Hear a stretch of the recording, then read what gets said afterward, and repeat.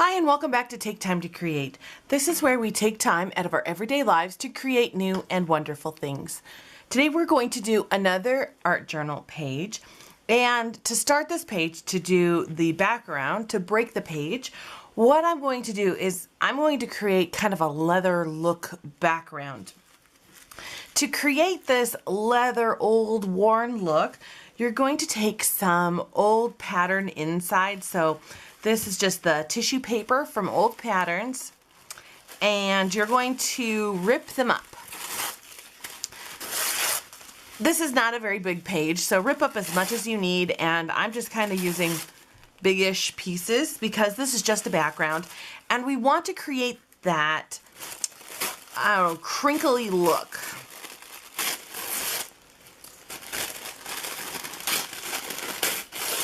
There we go.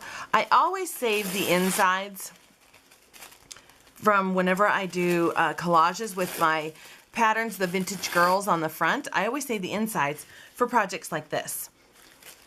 So then what you're going to do is take some Mod Podge. I'm using matte Mod Podge, and I just poured it in a little cup here.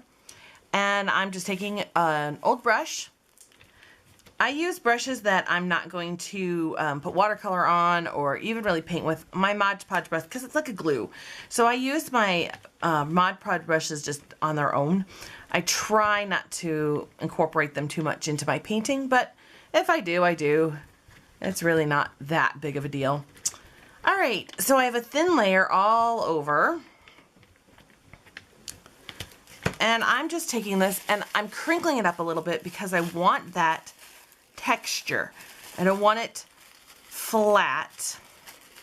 And I'm just kind of crinkling it on here. This art page might take a couple days because we're going to paint over it and it might not be dry enough. You'll definitely want it to dry before you start painting over. This looks pretty good. I have crinkled up tissue paper all over it. Now, if you don't have the tissue paper from a pattern, any regular tissue paper will work. It's just whatever you have on hand. So use up old birthday tissue paper, patterns, whatever you have. I'm putting a light layer of Mod Podge over just to make sure it's all going to stay. And then I'm going to dry it and then we'll paint it, and I'll be right back. Okay, so I dried this with the heat tool and it's pretty dry. There's a couple spots that aren't fully dry, but it's okay. What I'm going to do is cut off the extras right now before I start painting. All right, my edges are all trimmed. Now I am ready to start painting. So to make this leather look, I'm just going to take some browns, and I have, I'm not exactly sure which browns I'm going to use. I've got, this is raw umber, and I have some burnt umber, and these are Liquitex Basics, and I just got a whole pack of these from, I think, Hobby Lobby, maybe Michael's, one of the two. Of course, I used a coupon. Always use a coupon. And I also have some burnt sienna that I'm going to start out with these 3 colors.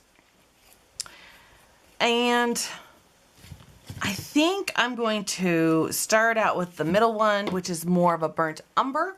I'm just going to play around, see how this works out. I just have a large 1-inch brush. And I'm just going to kind of see how this goes. Now, if you wanted to, you could put a layer of gesso over everything so that it's all uniform first before you start painting. I kind of like the black in there. I think that'll add a nice texture and a nice detail, visual detail. If I did not have this tan tissue paper color, I would probably do a layer of black gesso, maybe black, depending on what look I'm going for, or white gesso. White gesso is always a really good option just to mask the color if it's not within my color scheme. So just kind of play around with what you have. If it was pink, I most definitely would do a layer or something else. Then I would do something. Now, I really like this. You could stop at any point as I'm painting this. You could stop. And I will probably go too far and I'll be like, ooh, I should have stopped. But That's just the way I am. All right, so I'm just adding the darker raw umber over the top just a little bit. Not quite a dry brush. And everything is still wet, so it's still blending. Just a little bit over. Kind of going for like an old book, old library type feel. I think I might do that with this page, or a travel page, like an old travel, you know, you go somewhere really, really cool. We'll see. But I wanted this look. All right, so cool. I'm going to dry this layer so that my burnt sienna kind of sits on top a little bit. So let me dry this. All right, that's all dry now, and I'm just going to take the burnt sienna and just kind of take it on the top, almost like a dry brush, but not fully. And this is really looking like an old book. I think I will do a library book reading theme with this page. I do love to read. It's one of my favorite things to do is to curl up with a good book and read. And the last step I'm going to do is I'm going to add a tiny bit of raw sienna on the top. Once again, this is like a dry brush, just barely lightly on the top, just to add that last tiny bit of color. Oh, this looks really cool. This is so much fun. Now you can always change your color scheme. If you want a little darker of a leather look, then add more of the darker colors. If you want more lighter, go lighter. It's completely up to you, and it's just whatever you're looking for with it. And there we go. Oh, this looks so much fun. Oh, I like this. So much fun. So this is all dry now, this faux leather look, and I really like it. And I could leave the page like this.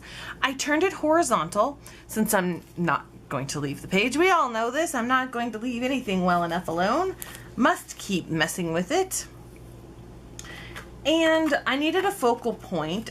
So I have this little book that I made, and it's in another video, and I will link that video, and so you can see that I needed a focal point, and I'm going to go ahead and stick it on the side here, but it looks a little lonely. So let's add some more stuff. I have some butterflies that I have from the Dollar Tree, and I'm just going to, you know, kind of do this video without talking the whole time, but you can see what I'm using as I go through. I have some old book pages that are ripped up. I might be using some of these background, old doily background page, some string.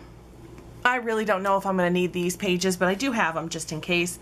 And I have some sentiments that I might use as well, and that'll just depend on how the page is going.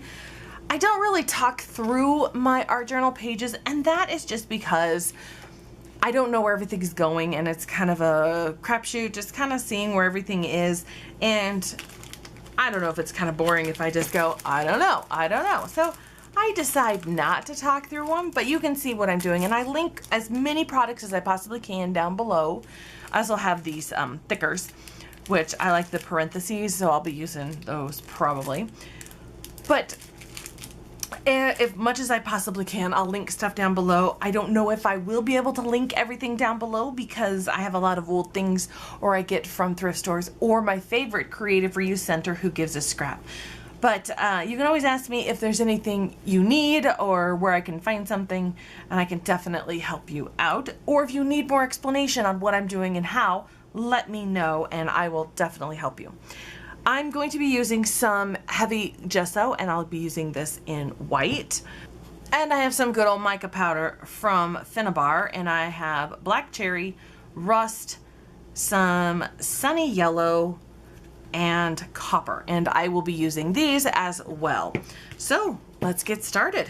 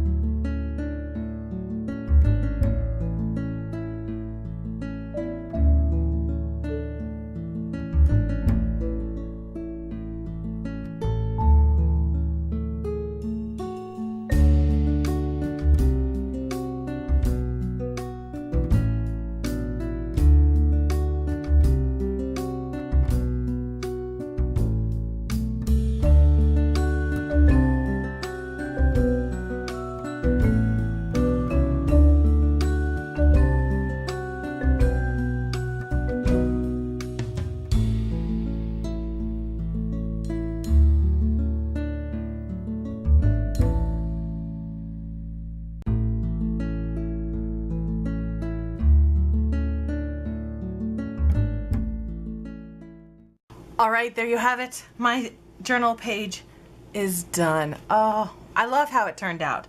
The mica powders, they're very fun. I didn't mention earlier, but I was spraying them with water to kind of get them to dissipate, and I love it. Now there's no binder in those mica powders with the water, so they can come up. This is a journal page. I'm not really worried about it. If it transfers on the other side, fine. But I'm just going to take some cheap hairspray and quickly spray it down.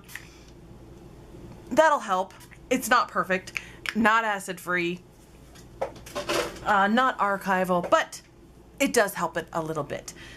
Thank you so much for watching. As always, if you have any questions on any techniques I used, or you'd like me to go more in depth on a technique, let me know. Thanks again for watching. You can find me on Instagram, Facebook, and on my blog. Thank you again, and I will see you guys next time.